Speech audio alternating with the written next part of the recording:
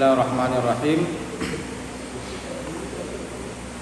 Assalamualaikum warahmatullahi wabarakatuh.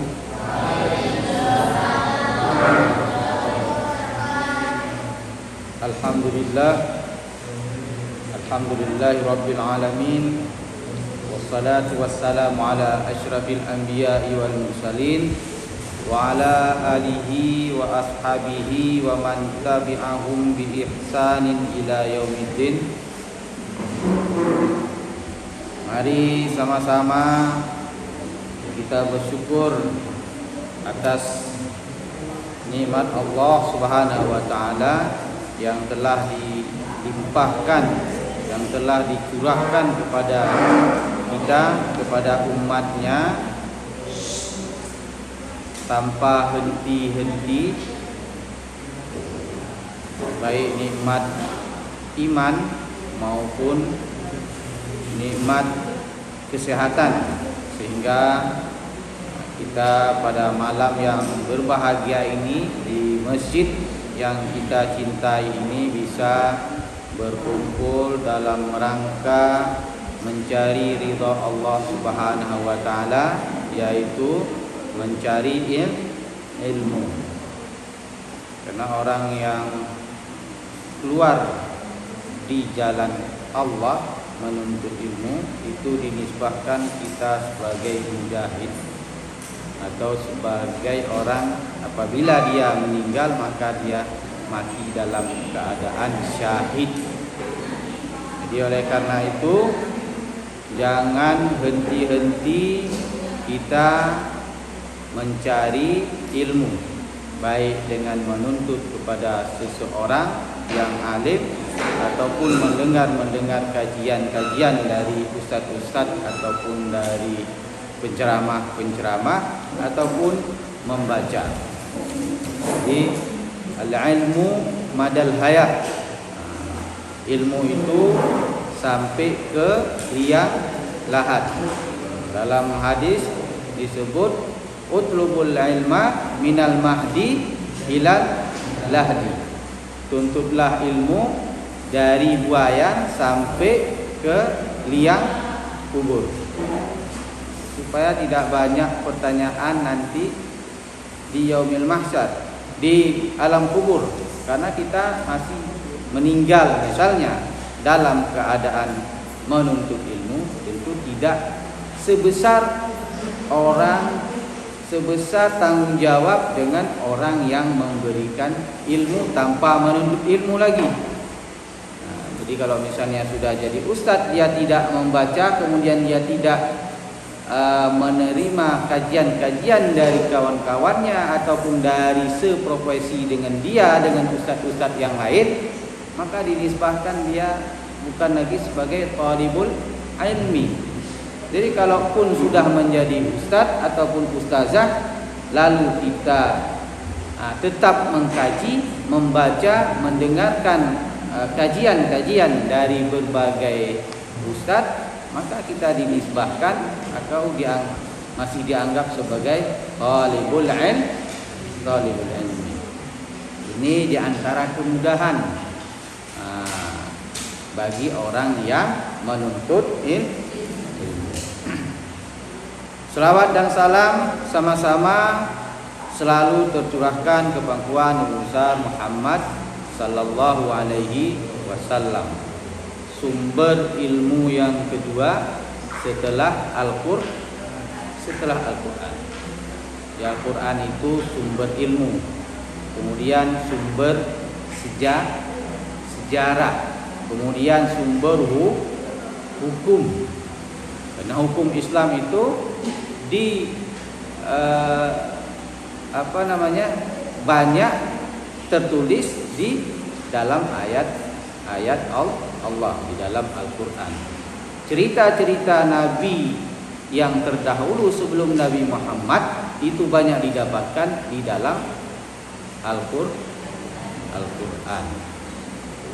Ilmu-ilmu yang berkenaan dengan ilmu agama, yang berkenaan dengan ilmu umum juga banyak didapatkan di dalam Al-Qur'an. Maka sumber ilmu yang pertama adalah Al-Quran. Baru sumber ilmu yang kedua yang kita yakini sebagai umat muslim adalah hadis Rasulullah sallallahu alaihi wasallam yang menggambarkan, menceritakan tentang bermacam ilmu. Jadi oleh karena itu maka kita diwajibkan selalu untuk berselawat kepada Rasulullah sallallahu alaihi wasallam sebagai untuk meningkatkan keimanan kita kepada ataupun dalam merealisasikan rukun iman kita dan mempertebal keislaman dan ketakwaan kita. Maka jangan sungkan-sungkan dan jangan luput dari berselawat kepada Rasulullah sallallahu alaihi wasallam. Di samping kita nanti akan mendapatkan syafaat kelak yang mencintai Rasulullah sallallahu alaihi wasallam. Mencintai Rasulullah dengan mengamalkan sunnahnya. Baik, kajian kita pada malam ini mungkin kalau cukup waktu kita akan mengkaji dua hadis. Hadis yang pertama itu yang berkenaan dengan ad-dinun nasihah, dan hadis yang kedua yang berkenaan dengan keutamaan atau kehormatan orang muslim yang perlu dijaga oleh sesama muslim. Jadi lebih kepada etika ataupun akhlak kita. Sebelumnya hadis yang ke-6, ini yang berbicara tentang al-halal wal haram bayyin. Jadi halal, segala hal yang halal itu jelas, dan segala hal yang haram itu pun jelas. Jadi di antara halal dan haram itu ada namanya syubhat. Syubhat itu boleh sekali, tapi dalam keadaan dia tidak untuk dianjurkan. Nah, kalau lama-lama itu sudah menjadi haram. Sama persis orang pengembala, dia mengembalakan kambingnya di perbatasan dengan orang, dengan tanah orang. Itu tidak dianjurkan. Kenapa? Kalau luput nanti kambing kita itu akan makan tanaman orang. Begitulah perumpamaan dari tidak dianjurkan untuk mengamalkan hal-hal yang syubhat, hal-hal yang jadi yang dianjurkan yang halal-halal saja kalau untuk dimakan. Baik. An Ibni Umar radhiyallahu anhu ta'ala anhuma anna Rasulullah sallallahu alaihi wasallam. Ini hadis yang ke-8. Ini hadis yang ke-7.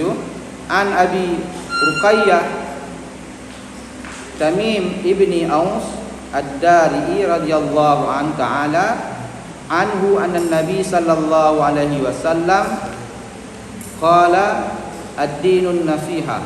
Qulna liman? Qala lillahi wa li kitabihi wa li rasulihi wa li a'immatil muslimin wa ammatihim. Rawahu Muslim. Saya ulangi. Mari kita baca sama-sama. Siapa tahu nanti ada yang nyangkut. An Abi Ruqayyah. Coba kita baca sama-sama. An Abi Ruqayyah Tamim ibni Aus ad-Dari radhiyallahu anhu ta'ala anna an-nabiy sallallahu alaihi wa alihi wasallam Qala ad-dinun nasiha. Qulna liman. Qala lillahi wa li kitabihi wa li rasulihi wa li a'immatil muslimin wa ammatihim. Rawahu Muslim. Jadi hadis ini yang diriwayatkan oleh Muslim. Ini kalau tabaqah perawi hadis yang tingkat kesahihannya itu tingkat yang kedua, karena Bukhari yang pertama, kemudian Muslim. Kalau sahihain itu dua orang itu, Bukhari dan Muslim. Kalau rawahu muttafaqun alaih berarti hampir semua ahlu hadis atau perawi hadis di situ meriwayatkan hadis tersebut. Maka lebih kesahihan dari hadis tersebut itu sangat terjamin. Jadi kalau ditakhrijkan hadis ini ada diriwayatkan 1, 2, 3, 4, 5, 6, 7 perawi. Jadi tingkat kesahihannya juga sangat bagus. Yang pertama oleh Muslim. Ini dalam Sahih Muslim hadis nomor 55. Kemudian yang kedua Imam Ad-Tirmizi dalam kitab As-Sunnah hadis yang ke-2754. Kemudian Imam At-Tirmizi As-Sunnah nomor hadisnya 1990. Kemudian ada Imam Ibnu Hibban, ada Imam Abu Ya'la, ada Imam Ibnu Al-Ju'di, Imam An-Nasa'i, kemudian ada Imam Ahmad. Jadi artinya dari Abi Ruqayyah, ini didengar para orang yang mendengarkan hadis ini. Dari Abi Ruqayyah yang mendengarkan dari Rasulullah sallallahu alaihi wasallam. Dari Abi Ruqayyah Tamim ibni Aus Ad-Dari radhiyallahu anhu ta'ala anhu anna Nabi sallallahu alaihi wasallam bahwa Nabi sallallahu alaihi wasallam berkata, qala ad-dinun nasiha. Ad-din apa artinya ad-din? Ada ad-din bermakna agama. Kemudian ada bermakna kekuasaan, macam-macam. Tapi yang dimaksud di sini adalah agama. An-nasihah, apa itu nasihah? Nasihah adalah nasihat. Jadi kemudian para sahabat bertanya, qulna liman? Untuk apa nasihat itu? Untuk siapa nasihat itu? Kemudian Rasulullah sallallahu alaihi wasallam menjawab, qala lillahi. Yang pertama nasihat bagi Allah. Bukan kita menasihati Allah, tapi kita untuk mengenal Allah. Jadi nasihat kita terhadap keberadaan Allah untuk diri kita. Yang kedua, wali kitabihi. Li kitabihi maksudnya di sini adalah Al-Qur'an. Nasihat kita dalam menggunakan Al-Qur'an. Kemudian yang ketiga, wali rasulihi. Nasihat terhadap kita tentang keberadaan Rasulullah sallallahu alaihi wasallam. Yang keempat, wali a'immatil muslimin. Nah, ini kepada a'immah. A'immah ini para pemimpin wa amatihim dan umatnya. Jadi dari 5 nasihat ini menurut di sini dalam kitab yang disyarah oleh Imam Nawawi, disebutkan di sini bahwa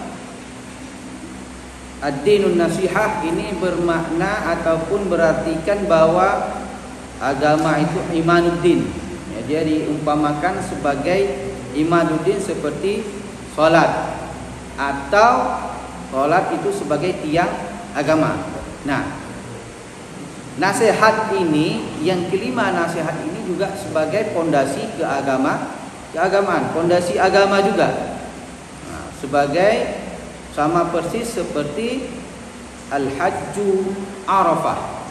Nah, jadi berhaji itu adalah Arafah. Bermabit di Mina, kemudian bermabit di Arafah. Kalau tidak ada bermabit di Arafah, di padang Arafah, maka tidak sah hajinya.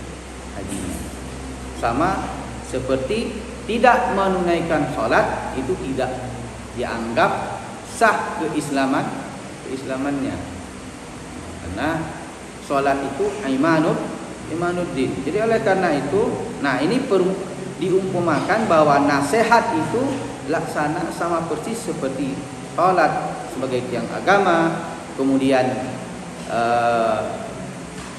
Arafah itu sebagai tiang daripada ibadah haji. Jadi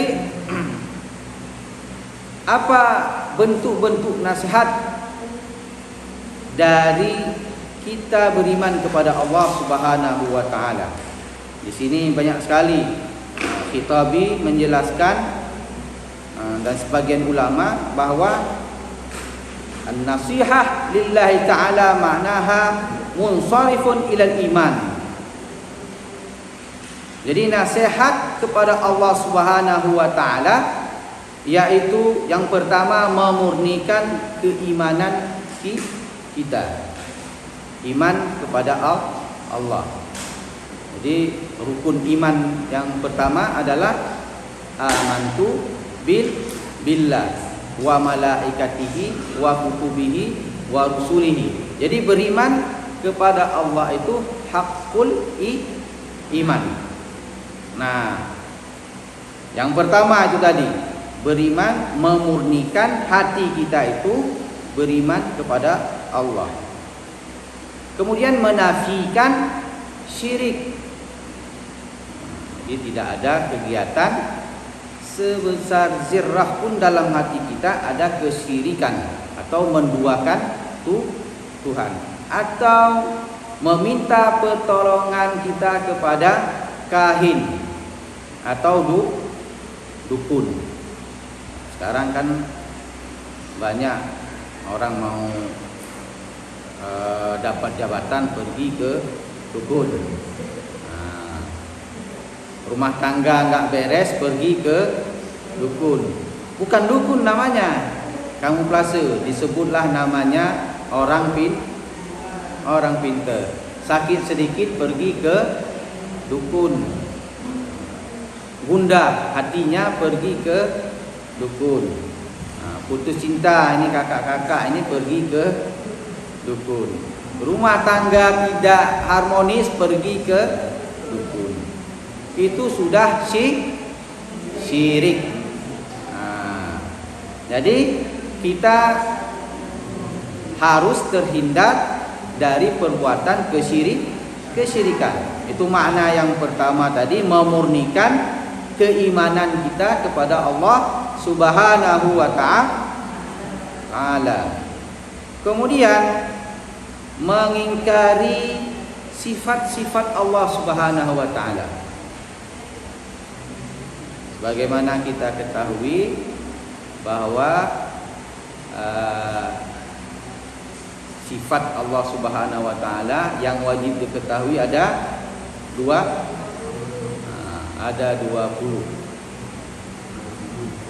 Jadi kalau tingkatannya ada uluhiyah, ada rububiyah, ada al-asma was sifat. Jadi rububiyah ini yang berkenaan dengan ibadah amaliyah. Kemudian yang rububiyah ini yang berkenaan dengan ibadah keimanan kita. Jadi misalnya melihat alam ini, adanya alam ini karena adanya Allah. Itu sifat daripada rububiyah. Kemudian al-asma was sifat tadi. Asma Allah ada 9 yang wajib diketahui dalam di Al-Qur'an ini ada kan. Wallahu rahmanur rahimul malikul quddus salamul mu'minul hayyul azizul jabbar ila akhirih. Jadi kalau kita menafikan kemudian mengingkari daripada asma-asma Allah, kemudian sifat-sifat Allah tersebut, ini kita seolah-olah kita tidak mendengarkan nasihat yang di dalam hadis ini. Kemudian wa wassafahu bi sifatil kamal wal jalal. Wa wassafahu, kemudian membersihkan dengan sifat yang sempurna dan agung. Sifat Allah itu, Allah itu kan maha segala-galanya, maha mendengar, maha melihat, maha mengetahui, azim, maha menciptakan. Kemudian wa tanzih an jami'in naqais, kita menafikan bahwa Tuhan itu tidak ada sedikit pun kekurangan. Kalau kekurangan berarti itu makhluk. Jadi Allah itu sebagaimana kita sampaikan tadi bahwa Allah itu maha segala-galanya, tidak ada kekurangan. Laisa kamitslihi syai'un, tidak ada yang serupa dengan sesuatu pun dengan benda yang mempunyai kekurangan. Sebagus apapun barang, sepinter-pinter manusia, pasti ada kekurangannya. Jadi di sini bahwa wa tanzihi an jami'in naqais, kita meyakini bahwa pada diri Tuhan, pada diri Allah Subhanahu wa taala tidak ada kekurangan. Kemudian nasihat apalagi terhadap Allah? Wal qiyami bi ta'atihi wa ijnabi ma'siyatihi. Kita atau loyalitas terhadap ketaatan dan wa ijtinabi ma'siyatihi, menjauhkan maksiat kepada Allah. Apa itu maksiat kepada Allah? Meninggalkan apa yang diperintah, itu maksiat kepada Allah. Tidak salat misalnya, itu maksiat kepada Allah. Tidak puasa, maksiat kepada Allah.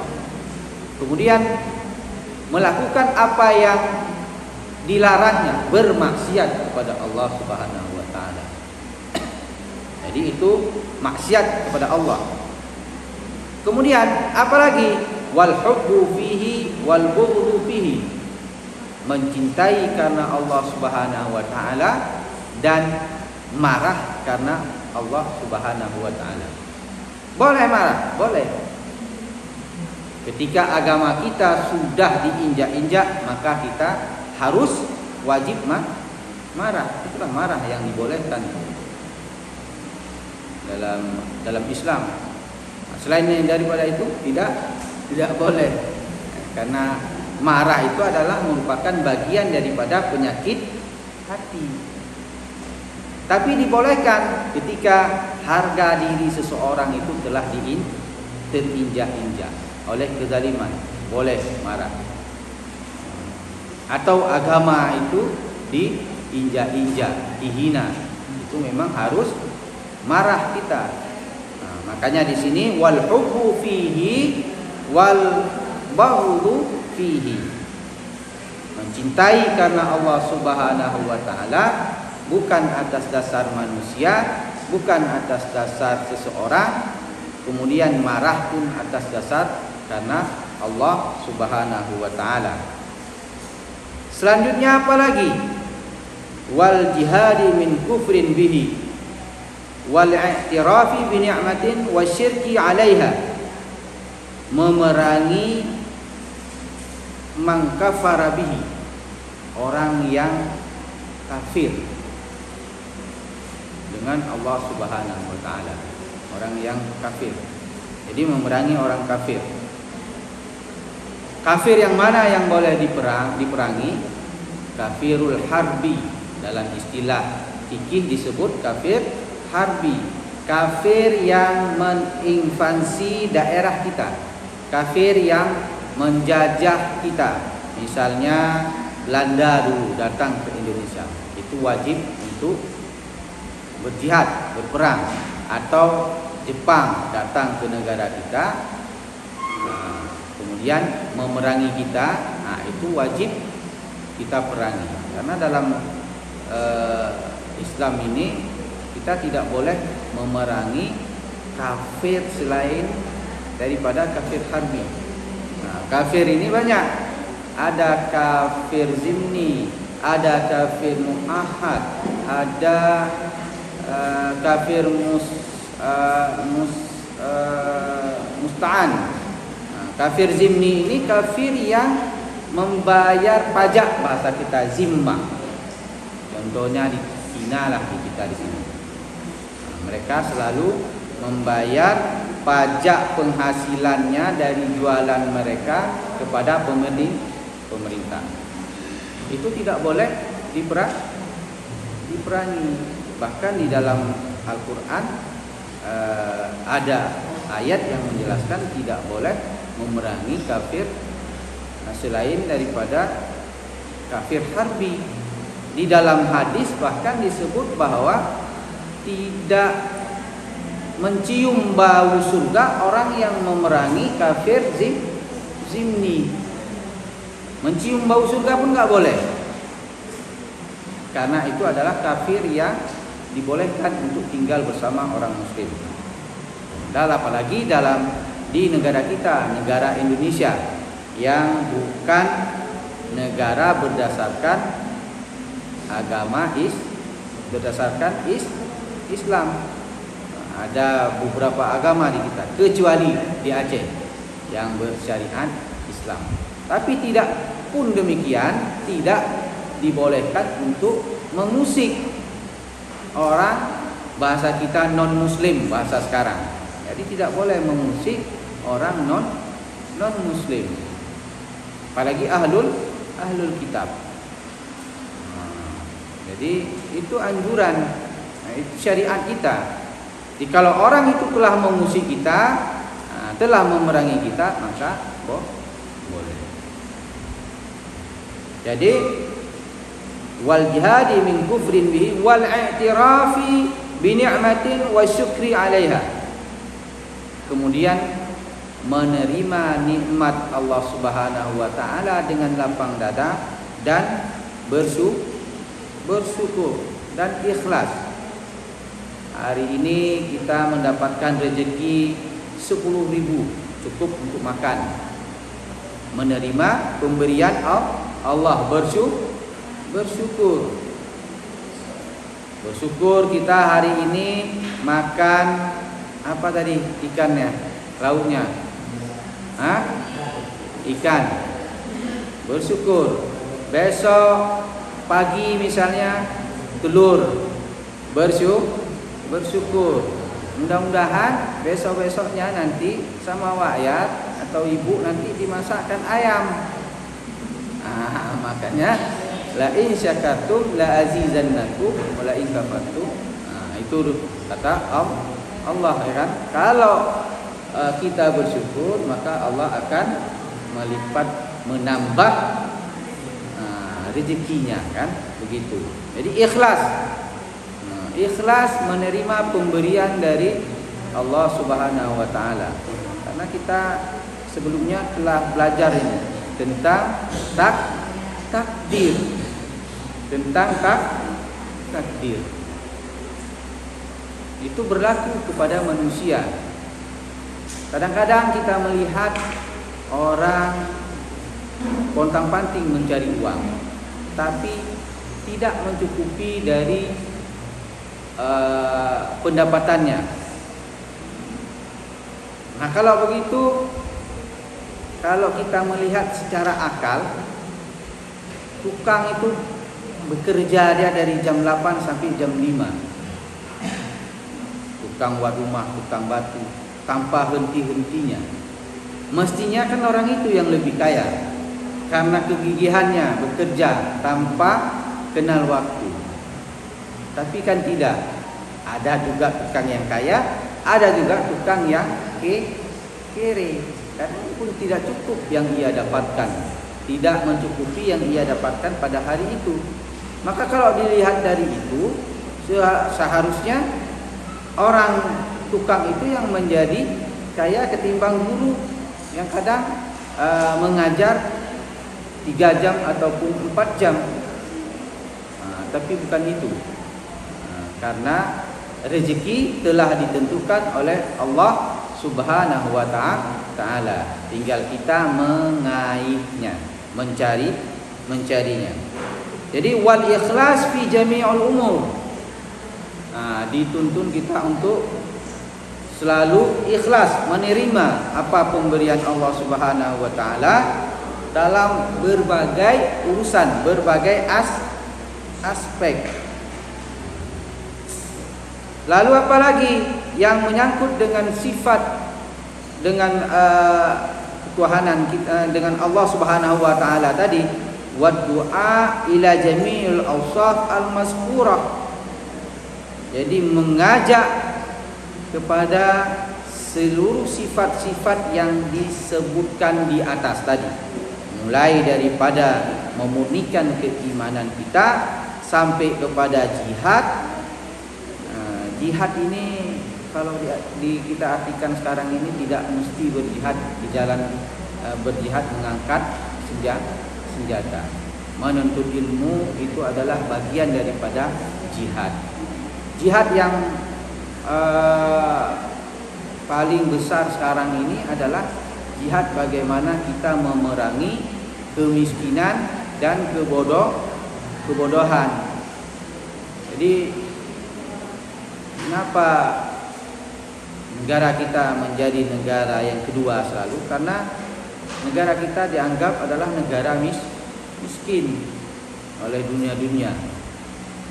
Jadi kita sekarang ini dijajah secara ekonomi oleh bangsa-bangsa luar, oleh bangsa Eropa.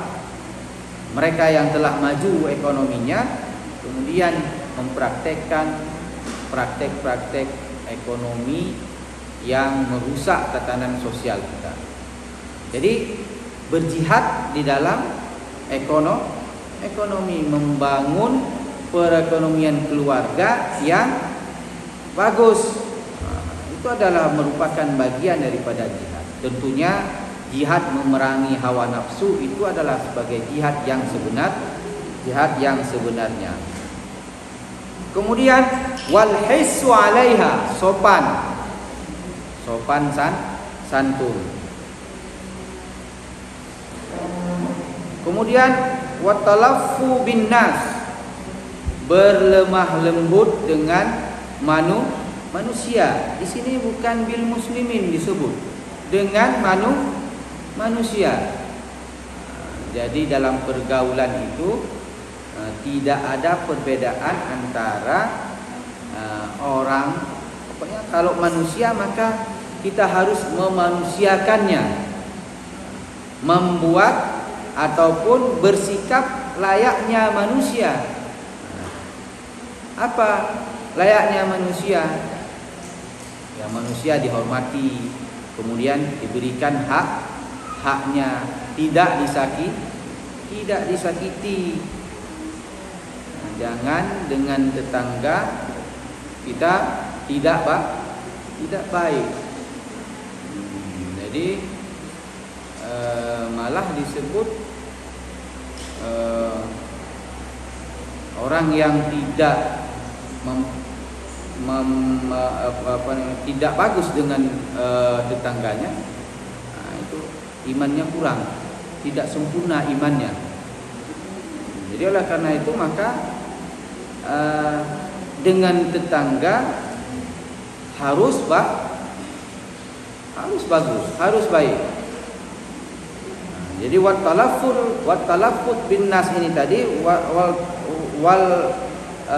watalattafu, bersikap lemah lembut dengan sesama manusia, tidak menyakitinya, baik secara lisan ataupun perbuatan. Ini mentang-mentang kita berada, kemudian keberadaan kita di sekeliling keluarga menjadi laknat bagi mereka. Jalan ditutup, aksesnya ditutup, tidak ada tegur sapa, masak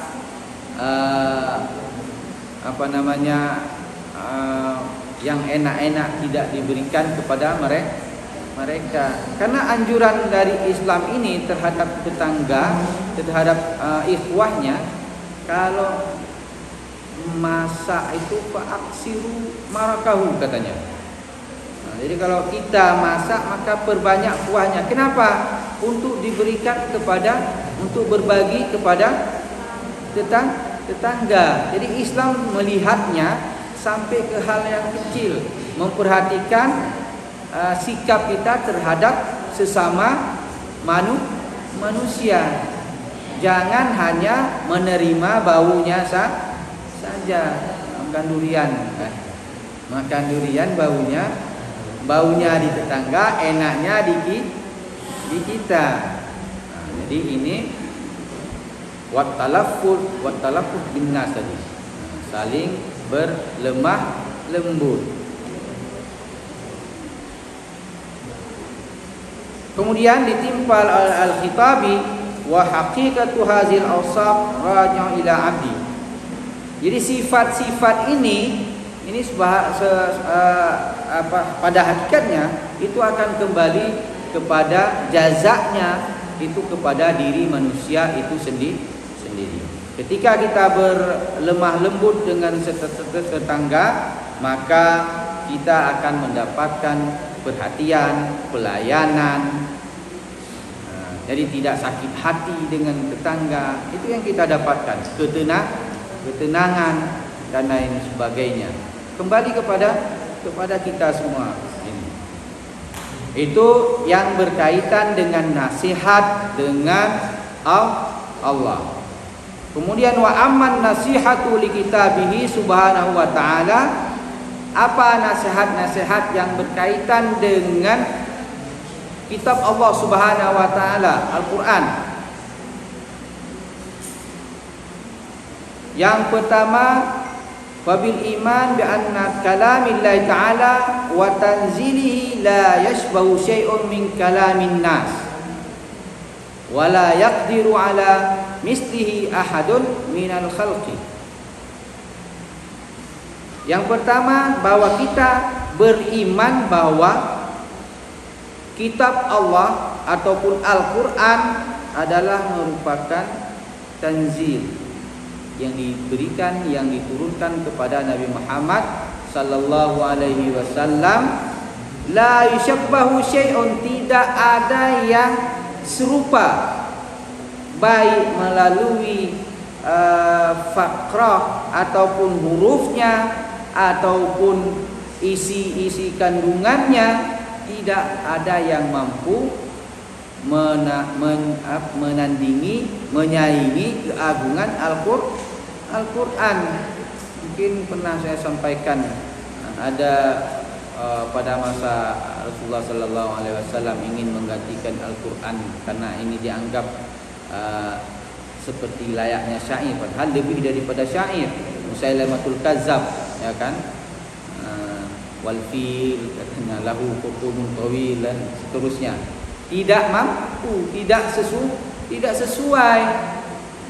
Jadi harus kita yakini bahwa Al-Quran itu tidak ada bandingan dengannya, baik dari aspek kesastraannya maupun aspek kandungan isi Al-Quran di dalamnya. Tidak ada kitab ataupun buku-buku yang bisa merangkum semua di situ. Ada hukum di situ, ada sejarah keislaman di situ, sejarah para rasul, ada keilmuan di situ, ada pokoknya segala macam itu ada di dalam Al-Quran, termasuk saintis yang kita agung-agungkan sekarang ini. Saintis itu ilmu-ilmu yang terbaru, fisika itu masuk kategori saintis. Jadi jauh sebelum ada gempa kita kenal, di dalam Al-Quran sudah dijelaskan Al-zalzalah, Ar-ra'du. Al-zalzalah apa artinya? Al-zalzalah gempa, guncangan. Ar-ra'du apa? Duduk bahasa Aceh. Gemuruh, ya kan? Petir, gemuruh. Itu sudah dijelaskan di dalam Al-Quran. Jadi la yashbahu syai'un min kalamin nas. Tidak ada yang serupa sedikit pun dengan ungkapan ataupun percakapan manusia. Wala yaqdiru ala misli, dan tidak ada yang mampu untuk membuatnya. Summa ta'zimuhu. Yang selanjutnya apa? Nasihat terhadap Al-Quran. Ta'zimuhu, menghormatinya, mengagungkannya. Jadi makanya ada kajian kita khusus untuk adab terhadap Al-Quran yang sering disampaikan oleh Ustaz Arifin kan. Nah ini maksudnya. Jadi kita mengagungkannya Al-Quran, ta'zimuhu. Di adab-adab dalam Al-Quran, tidak membacanya dalam keadaan kotor, harus bersih, berwudu, tidak mencampakkan Al-Quran di lantai ataupun lebih rendah dari bagian-bagian yang lain, karena kita harus meninggikan Al-Quran. Lalu wa tilawatihi haqqa tilawati, membaca dengan benar-benar bacaan tilawah dengan suara yang elok. Menyanyi bisa, masa membaca Al-Quran tidak sebagus, harus lebih bagus daripada menyanyi membaca Al-Quran. Nah, walaupun di sini ada dua model membaca Al-Quran.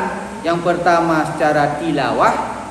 Nah, ini nanti belajar sedikit-sedikit tentang tilawah. Kemudian membaca secara tartil, warattilul Qur'ana tartila. Membaca secara tartil pun tidak sama persis seperti kita membaca buku, punya irama juga. Jadi disunahkan di situ. Wa tilawati haqqa tilawati, membacanya dengan benar-benar bacaan dengan yang suara yang bagus. Wa tahsinuha, katanya membaguskan bacaannya. Makharijul hurufnya harus tepat, madnya harus panjang pendeknya harus benar. Idgham, ikhfa harus pas. Wal khusyu' indaha, membaca dengan khusyuk. Apa itu khusyuk? Khusyuk al-khudu', tidak melintas pikiran kita ketika kita membaca kepada hal-hal yang lain lagi membaca Al-Quran, tapi pikiran kita membaca Quran. Itu tidak dianjurkan. Itu makna khusyuk. Hampir sama dengan makna ihsan. Anta budallah ka'annaka tarahu fa illam tarahu. Seolah-olah kamu beribadah, itu khusyuk.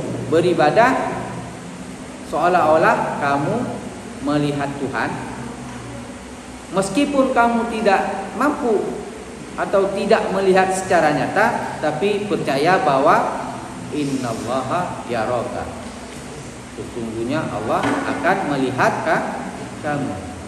Jadi itulah diantara ihsan itu tadi. Jadi tergabung dengan khusyuk tadi. Minimal khusyuk ini kalau dalam sembahyang kita menghadirkan ketika kita mau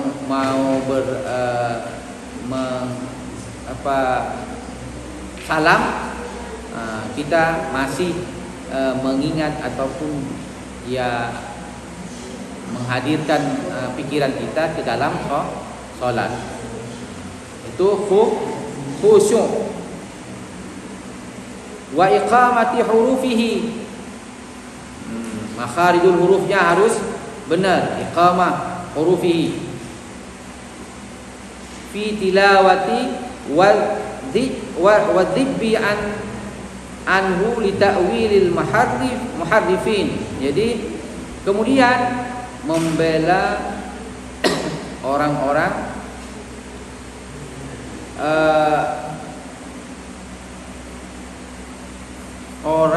kan sekarang ini banyak yang mentakwilkan ataupun mentafsirkan Al-Quran secara tidak dengan ilmunya, secara sembarangan.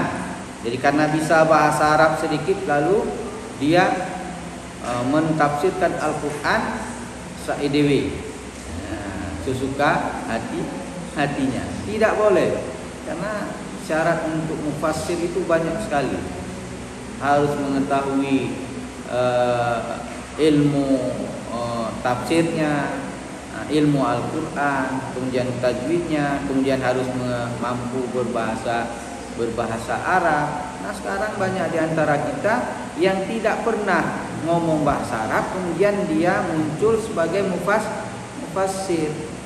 Celaka jadinya. Jadi makanya jadi kita harus terlepas dari orang-orang yang menafsirkan ataupun ilmuwan-ilmuwan yang mentakwilkan Al-Quran secara tidak benar. Wa tasdiqu bima fihi, lalu kita tasdiq, membenarkan apa yang ada kandungannya di dalam Al-Quran.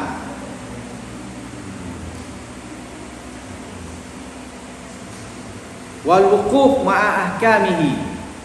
Jadi ada di dalam hukum bacaan Al-Quran ini ada wakaf, ada wakaf mutlak, ada wakaf jaiz, ya kan?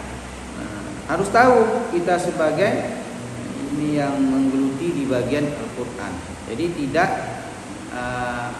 sembrono, tidak mewakaf pada tempat-tempat yang tidak seharusnya kita wakaf. Minimal tahu artinya, kemudian kita mengulangi dari tempat wakaf. Kalau bukan pada tempat pemberhentian dari wakaf. Wa tafahamu ulumihi wa amsalihi, wa tafhamu ulumihi wa amsalihi. Jadi kita mengetahui, paham terhadap ilmu-ilmu di dalam Al-Quran, wa amsalihi, dan perumpamaan yang terkandung di dalam Al-Qur'an. Amsal artinya perumpamaan. Jadi contoh-contoh kaum-kaum sebelumnya, mulai dari kaum Nabi Daud, kaum Yakub, kaum Nabi Musa, kaum Nabi Harun, Ibrahim, itu tergambar di dalam Al-Qur'an.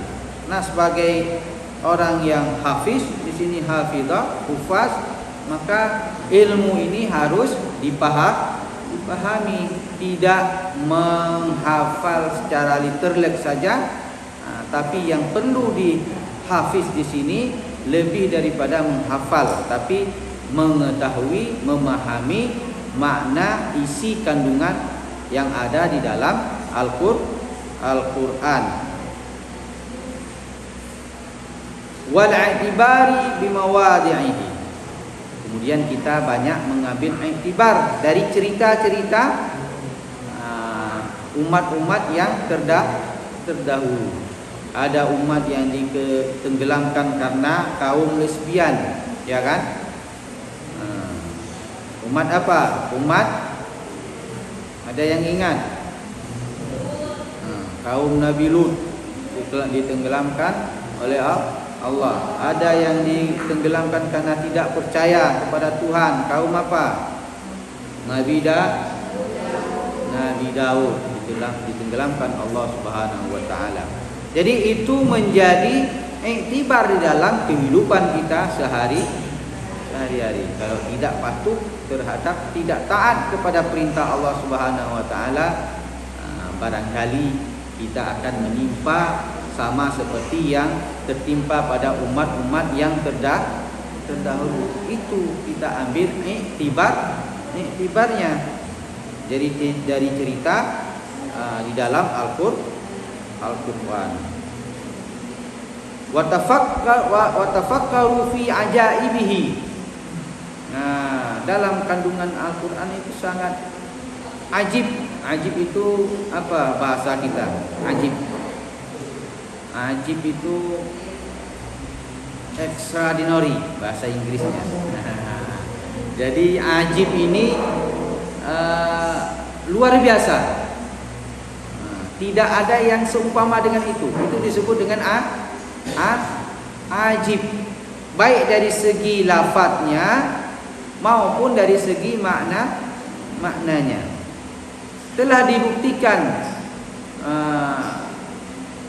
misalnya dari segi pendengarannya, hidupkan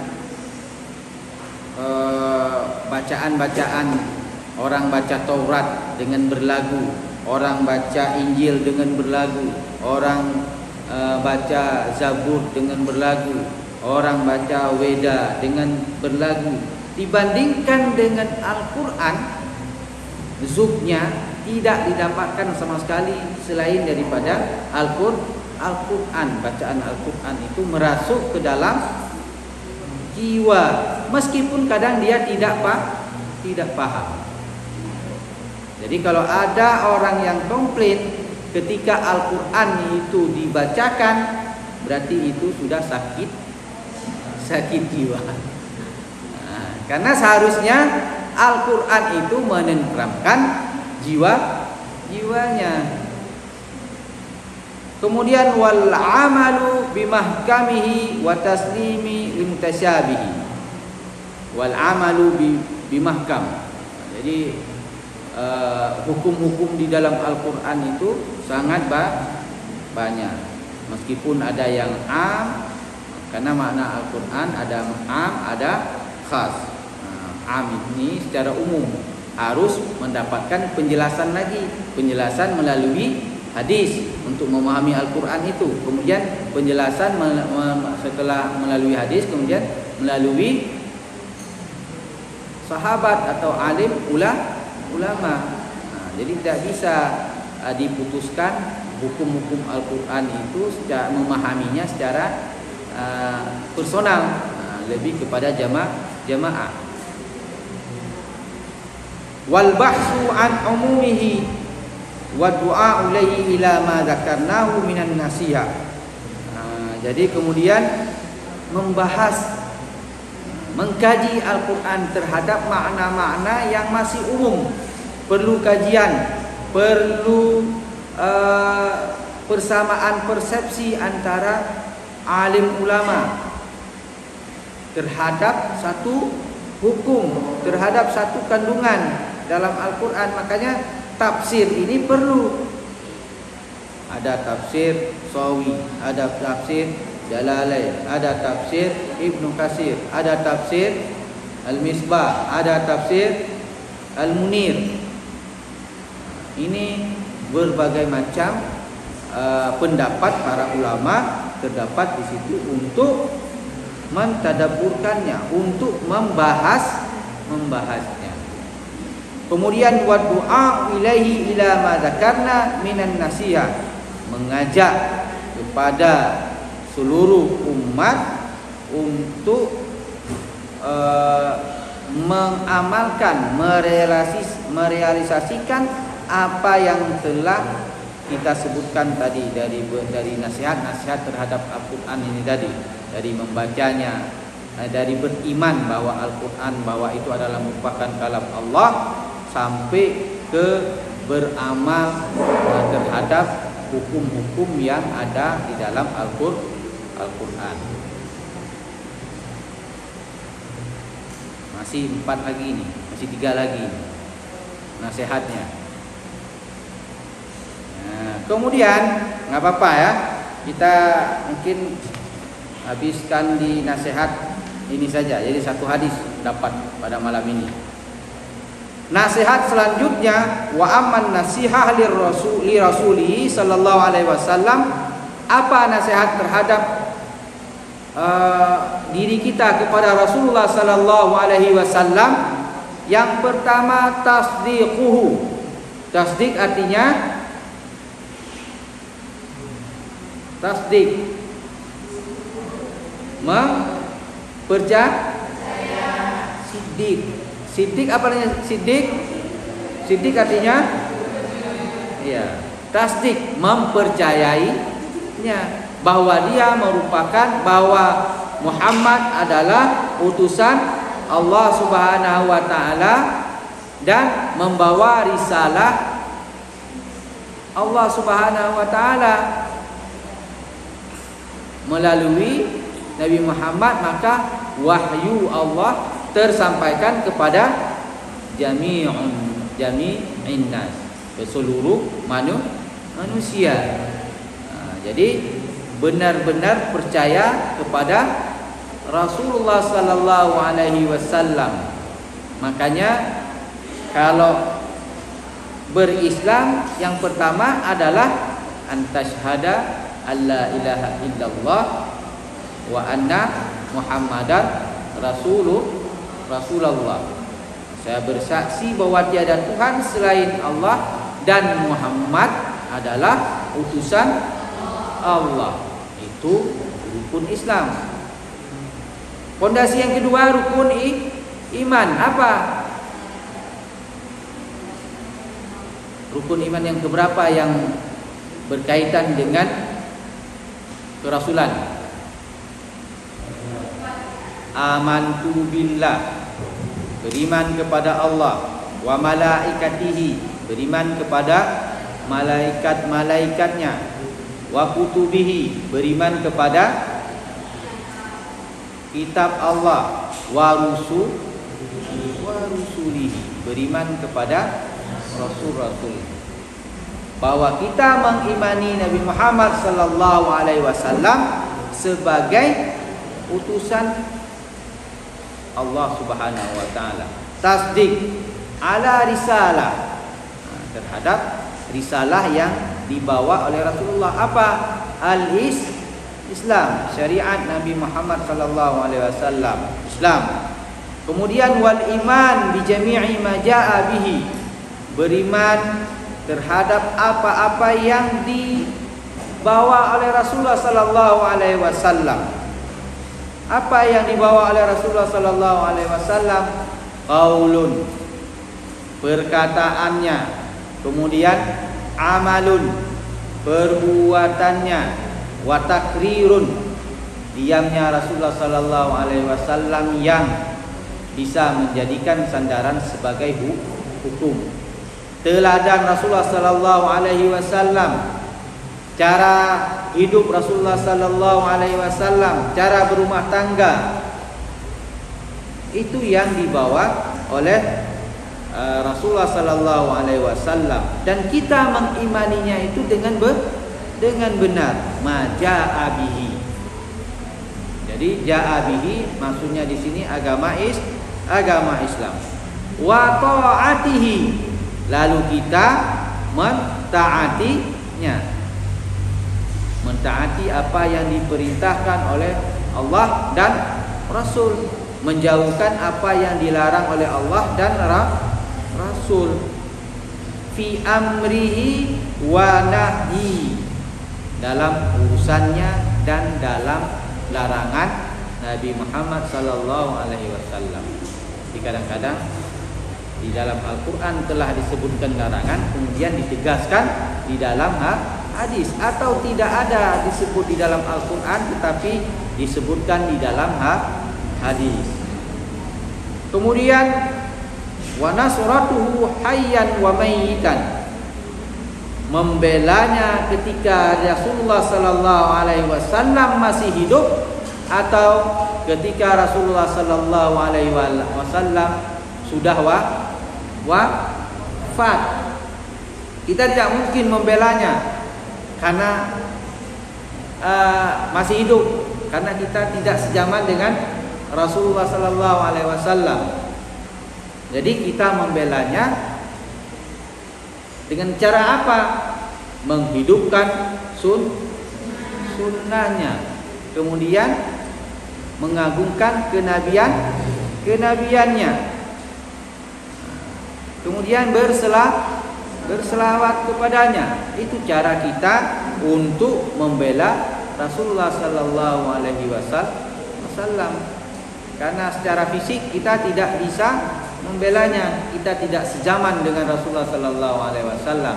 Yang dibela di sini adalah risalah ataupun apa yang dibawa oleh Rasulullah sallallahu alaihi wasallam. Itu cara kita membela Rasulullah sallallahu alaihi wasallam.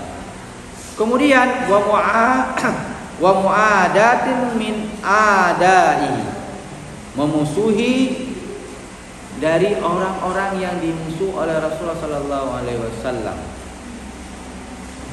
Apa musuh Rasulullah sallallahu alaihi wasallam? Orang yang keluar dari agama Islam, kafir. Nah, itu dimusuhi. Orang kafir. Harbi maksudnya di sini. Orang musyrik. Kemudian orang yang tidak menjalankan syariat Allah Subhanahu wa taala atau syariat Nabi Muhammad secara benar. Wa muwalat min walidihi. Kemudian mencintai dari orang-orang yang dicintai oleh Rasulullah sallallahu alaihi wasallam. Salah satu orang yang dicintai oleh Rasulullah sallallahu alaihi wasallam adalah anak yatim. Itu kesayangan Rasulullah sallallahu alaihi wasallam. Jadi kita mencintai anak yatim.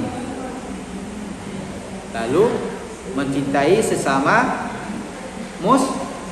muslim. Wa i'dhami haqqihi, mengagung-agungkan hak Rasulullah sallallahu alaihi wasallam. Wa tauqirihi, menghormatinya dengan banyak berselawat. Wa ihya'i tariqatihi wa sunnatihi, menghidupkan cara Rasulullah sallallahu alaihi wasallam, cara hidupnya, cara berkeluarganya, cara bermuamalahnya, cara berbisnis Rasulullah sallallahu alaihi wasallam, dan sunnah Rasulullah sallallahu alaihi wasallam. Ihya kita menghidupkan. Wa ijabati da'watihi, lalu menjawab dakwah yang disampaikan oleh Rasulullah sallallahu alaihi wasallam. Wa nasyru sunnatahu, kemudian mensyiarkan, menyebarkan syiar ataupun sunnah-sunnah Rasulullah sallallahu alaihi wasallam. Wa nafyu tahumah anha, dan menanggalkan apa yang dituduh oleh orang-orang kafir terhadap Rasulullah sallallahu alaihi wasallam. Sekarang ada yang menuduh Rasulullah sallallahu alaihi wasallam sebagai hadisnya hadis yang tidak bisa kita gunakan karena dianggap Rasulullah adalah manusia adalah makanun khata, katanya manusia tempatnya orang yang salah, manusia makanun nisyan, tempat orang lupa. Bisa jadi katanya ayat-ayat Al-Quran yang disampaikan oleh Rasulullah sallallahu alaihi wasallam lupa Nabi, katanya. Dia tidak membaca sejarah bahwa Rasulullah sallallahu alaihi wasallam maksum, orang yang terlebih daripada manusia biasa. Makanya sebelum Rasulullah sallallahu alaihi wasallam diberikan risalah, kan dibelah dada Rasulullah sallallahu alaihi wasallam oleh Jibril, membersihkan hatinya. Lalu disampaikanlah wahyu yang pertama, kan, Iqra. Artinya Rasulullah sallallahu alaihi wasallam terlepas dari perkataan nisyan, lupa, yang sebagaimana yang kita hadapi sekarang ini, banyak lupa.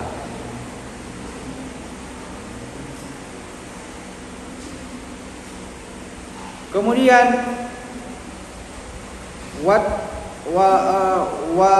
wattalattafu fi ta'limiha wa du'a ilaiha wattalattafu fi ta'limiha. Jadi wa intisyari ulumiha wal fiqh, menyebarkan ilmu yang telah kita dapatkan, wat tafaqquh, mengkaji. Jadi dalam kan man ta'allama al-Qur'an wa'al khairun nas man ta'allama al-Qur'an wa'al wa'allamahu.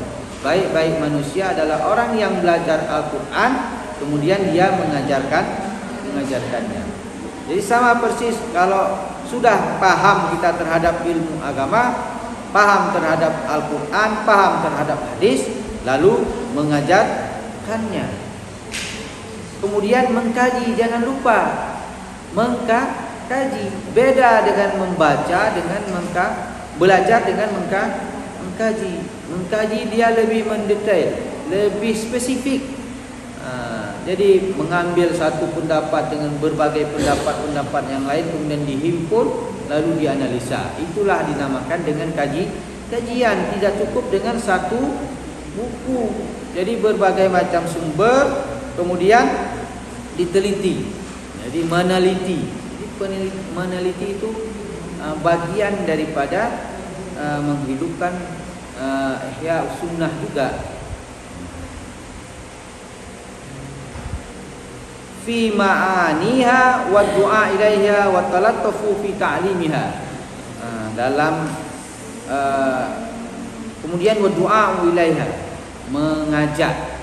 Doa itu kan artinya mengajak, berdakwah, ya, doa. Wa talattufu fi ta'limiha. Jadi dalam mengajar ini di sini talattuf harus lembut, bukan dengan suara yang lantang, bukan dengan gaya yang sok paten, tapi dia mengajarkannya tidak membentak, tidak suaranya besar, karena la tarfa'u sautaka tahta sautin nabi, katanya. Tidak boleh mengeluarkan perkataan itu suara itu besar daripada suara Nabi. Suara Nabi sangat lembut. Jadi jangan pula lembut-lembut kali, enggak kedengaran nanti sama anak-anak. Artinya tidak membentak, tidak marah-marah ketika belajar, penuh kasih sayang. Jadi beda antara mendidik dengan mengajar. Kalau mengajar hanya transfer knowledge, bahasanya cuma dia menyampaikan ilmu-ilmu saja. Tapi kalau mendidik dia mengayomi, menjelaskan secara baik, kemudian mengawasinya. Itu makna daripada mendidik. Jadi lebih besar mendidik, lebih susah mendidik daripada mengajar. Mengajar setelah dia ajar sudah selesai. Tapi mendidik tidak. Besok-besoknya masih ada tanggung jawabnya. Jadi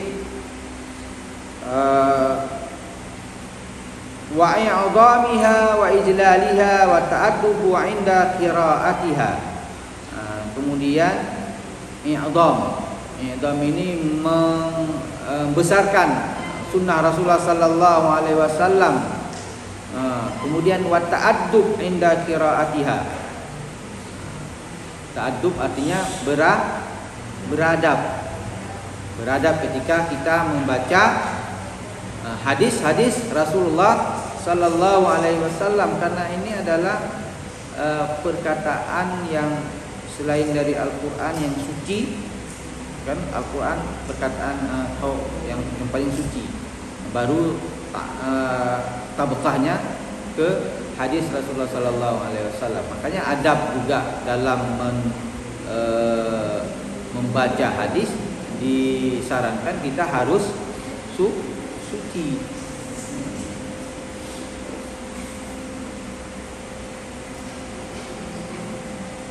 Wal imsaki an kalam fiha bighairi ilm. Jadi menahan dari perkataan ataupun pendapat-pendapat yang tidak kita ketahui secara pasti, tidak punya ilmu. Jadi orang sekarang ini ada kasus kemudian banyak komen,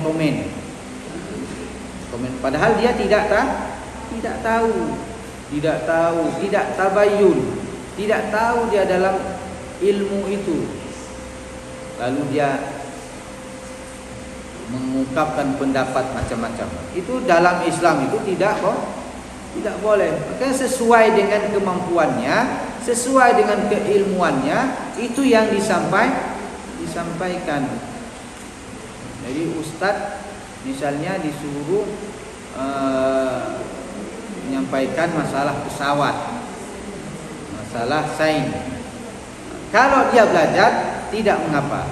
Tapi kalau dia tidak belajar, tidak tahu, maka ustadz pun jadi diam dalam hal tersebut.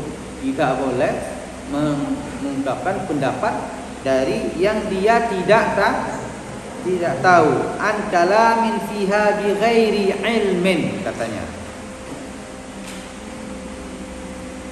Kemudian wa takhalluqu bi akhlaqihi, berakhlak dengan akhlak Rasulullah sallallahu alaihi wasallam, wa ta'addabu bi adabihi, beradab dengan adab Rasulullah sallallahu alaihi wasallam, wa muhibbatu ahli baitihi, cinta terhadap ahli bait yang sekarang di Indonesia ini yang menjadi yang menjadi pertentangan.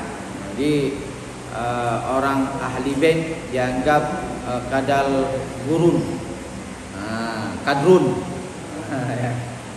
dianggap. Jadi enggak perlu dihormati. Kadang-kadang nasabnya mungkin tidak benar bahwa itu nasab Rasulullah sallallahu alaihi wasallam. Sayyidnya sayyid bohong-bohongan katanya. Dalam kita tidak berada dalam hal itu. Tapi kita kalau memang benar-benar itu adalah merupakan zuriat Rasulullah sallallahu alaihi wasallam, ahli bait, maka kita harus mencintainya. Muhibbatan ahli bait wa ashabihi, dan para sahabat Rasulullah sallallahu alaihi wasallam. Berbagai macam spekulasi, anggapan terhadap Umar, terhadap Ali. Katanya Nabi katanya Ali sebenarnya yang menerima wahyu itu menurut Syiah yang rusak. Salah risalahnya harusnya ke Ali. Demikian juga dengan Umar dan seterusnya, tidak benar Khalifah Umar. Jadi dalam hal ini kita tidak boleh mengikuti pendapat yang demikian, bahwa kita menganggap bahwa itu adalah bagian daripada sahabat Rasulullah sallallahu alaihi wasallam yang perlu kita cintai.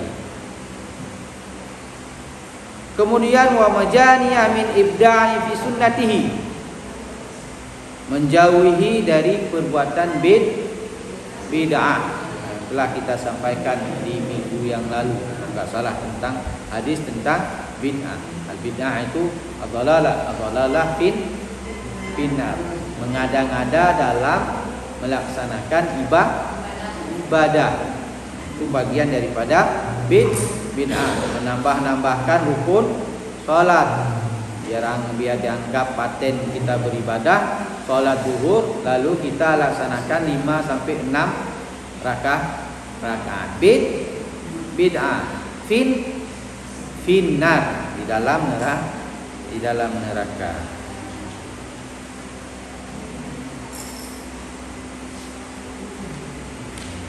Ada panjang ini, apa kita cukupkan di sini. Ini yang menyangkut dengan nasihat terhadap para imam-imam ini. Para imam-imam artinya kepada pemimpin. Pemimpin ini dalam hal yang paling kecil adalah pemimpin berumah tangga. Itu hal yang paling kecil, pemimpin. Jadi kalau diurutkan dalam satu tatanan kenegaraan, dimulai daripada presiden, itu pemimpin, gubernur, lalu ke bawahnya bupati, kemudian camat, artinya ke mukim ke kepala desa, kemudian ke keplor ke bapak-bapak. Jadi ada nasihatnya juga kepada mereka. Jadi yang pengikut-pengikutnya, yang pertama adalah muawanah ala al-haq, wa muawanatuhum ala al-haq, mentaatinya. Kemudian wa ta'atihim, mentaati perintahnya. Itu adalah bagian daripada bagaimana kita bernasihat terhadap a'immah, kepada para pemimpin. Mungkin ini saja yang bisa kami sampaikan. Selebihnya kami mohon maaf, sudah melebihi dari 1 jam ya. Ada sedikit lagi mungkin di pertemuan yang akan datang, nanti akan kita sampaikan secara terperinci yang dari nasihat terhadap a'immah al-muslimin. Allahumma inna nas'aluka ilman nafi'a wa rizqan thayyiba wa amalan mutaqabbala. Wassalamualaikum warahmatullahi wabarakatuh.